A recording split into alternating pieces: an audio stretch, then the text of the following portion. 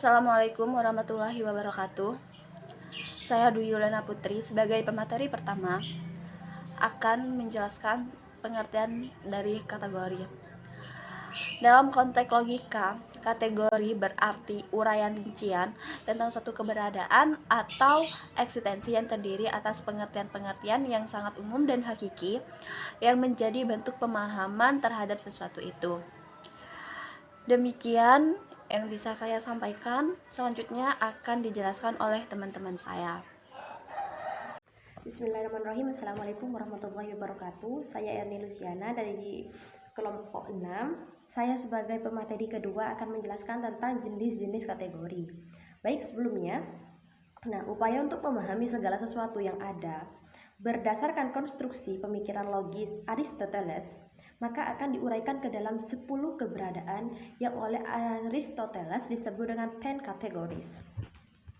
Dalam logika Aristoteles, penggolongan suatu pengertian atau kategori sangat diperlukan sebab pemahaman dengan kategori akan membantu seseorang untuk dapat merumuskan pemikirannya secara logis. Bagi Aristoteles, kategori sendiri adalah seperangkat pernyataan yang mampu mengklasifikasikan semua pernyataan lainnya. Berikut 10 kategoris yang diuraikan oleh Aristoteles. Yang pertama adalah substansi atau substan. Pengertian substansi ialah suatu pengertian yang menyatakan hakikat keberadaan ada yang tidak dapat terpisahkan dari ada itu sendiri. Pertanyaan yang biasa muncul tentang substansi, yaitu apa substansinya atau apa isinya? Jawabannya biasanya adalah jenis substansi itu. Misalnya, substansinya adalah kayu, batu, tanah liat, pasir, dan lain-lain. Kemudian, yang kedua adalah kuantitas. Kuantitas di sini memiliki arti adalah suatu pengertian yang menyatakan ukuran atau jumlah dari substansi itu sendiri. Biasa pertanyaan yang muncul dalam ilmu logika tentang kuantitas adalah ada berapa banyak? Jawabannya itu biasanya dalam bentuk sesuatu yang dapat dihitung, dan ada juga yang kadang tidak dapat dihitung. Kalau dapat dihitung misalnya ada 1, 2, 3, dan lain seterusnya. Kalau tidak dapat dihitung contohnya pasir, beras, debu, air, dan lain sebagainya. Kemudian yang ketiga, jenis kategori yang ketiga adalah kualitas. Kualitas ini memiliki pengertian suatu pengertian yang menunjukkan sifat dari ada itu. Misalnya, pertanyaan yang sering muncul dalam membahas tentang kualitas itu seperti misalnya adalah bagaimana mutunya, bagaimana kualitasnya. Jawabannya biasanya berupa sifat dari substansi itu sendiri. Bisa berupa indah, misalkan sifatnya baik, cantik, kasar, halus, tajam, dan lain semacamnya. Kemudian yang keempat adalah hubungan atau relasi. Makna relasi adalah suatu pengertian yang menunjukkan hubungan suatu ada dengan ada yang lainnya.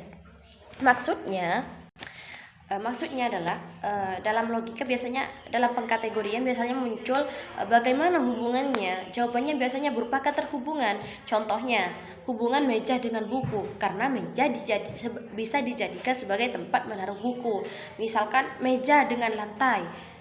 Hubungannya apa? Hubungannya adalah karena meja terletak di atas lantai. Begitu seterusnya. Kemudian yang kelima adalah tempat atau place.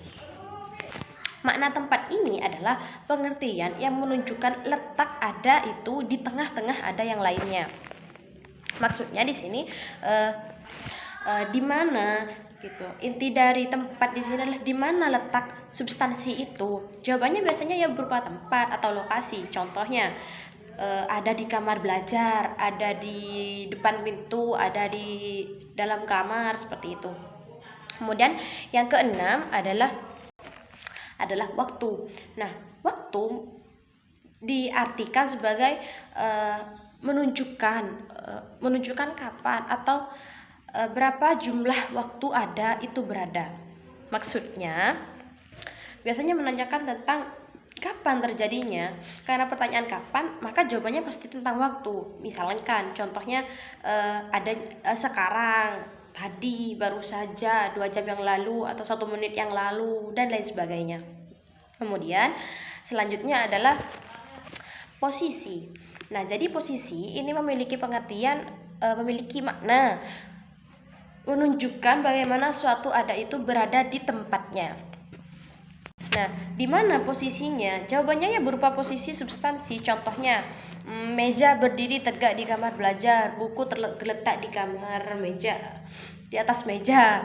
Tono berbaring di atas tempat tidur, dan lain sebagainya. Kemudian yang selanjutnya adalah yang kedelapan adalah keadaan atau state. Maknanya adalah suatu pengertian yang menunjukkan bagaimana keberadaan ada itu dibandingkan dengan keberadaan yang lainnya. Kemudian yang kesembilan adalah aksi atau kegiatan. Aksi ialah suatu pengertian yang menyatakan suatu tindakan atau aktivitas dari ada itu. Kemudian yang terakhir adalah pasivitas. Pasivitas itu adalah suatu pengertian yang menunjukkan suatu tindakan yang ditujukan kepada ada itu sendiri.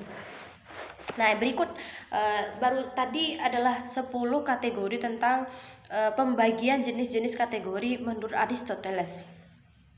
Nah, dari 10 kategori tersebut, substansi, poin pertama adalah yang substansi merupakan hakikat sesuatu yang dapat berdiri sendiri, sedangkan ke-9 kategori yang lainnya merupakan penyebut atau pemberi bentuk terhadap substansi. Oleh karenanya, ia tidak dapat berdiri sendiri atau disebut dengan aksidensi. Karena tidak akan ada sifat jika tidak ada isinya, jika tidak ada substansi. Tidak mungkin ada meja bagus jika tidak ada mejanya. Nah, sekian yang bisa saya sampaikan. Kurang lebihnya mohon maaf. Wassalamualaikum warahmatullahi wabarakatuh. Assalamualaikum warahmatullahi wabarakatuh. Perkenalkan, nama saya Faridatul Jannah. Di sini saya akan menjelaskan tentang pengertian predikabel. Predikabel adalah nama jenis-jenis predikat dalam hubungannya dengan subjek. Predikat seperti yang telah kita ketahui adalah bagian dari proposisi yang menyatakan bahwa ia mempunyai hubungan dengan subjek atau tidak. Ada berbagai hubungan, inilah yang disebut dengan predikabel. Aristoteles mengatakan bahwa ada 4 jenis predikabel, yaitu propium, definisi, genus, dan accident. Porphyry, seorang ahli filsafat penganut Neoplatonisme, mengemukakan 5 jenis predikabel, yaitu genus, spesies, diferensia, propium, dan accident. Menurut Porphyry, hubungan antara subjek dan predikat haruslah merupakan salah satu dari 5 jenis predikabel yang disebut di atas. Dengan kata lain, predikat itu biasa merupakan genus, spesies, diferensia, propium, dan accident dari subjek.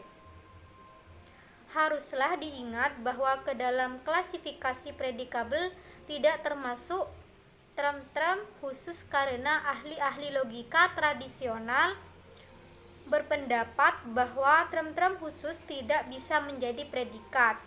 Singkatnya, predikabel adalah menjelaskan keadaan predikat dalam sebuah proposisi atau kalimat. Demikian penjelasan dari kami, kurang lebihnya kami mohon maaf. Semoga bermanfaat apa yang dijelaskan oleh kami. Wabillahi taufiq wal hidayah. Wassalamualaikum warahmatullahi wabarakatuh.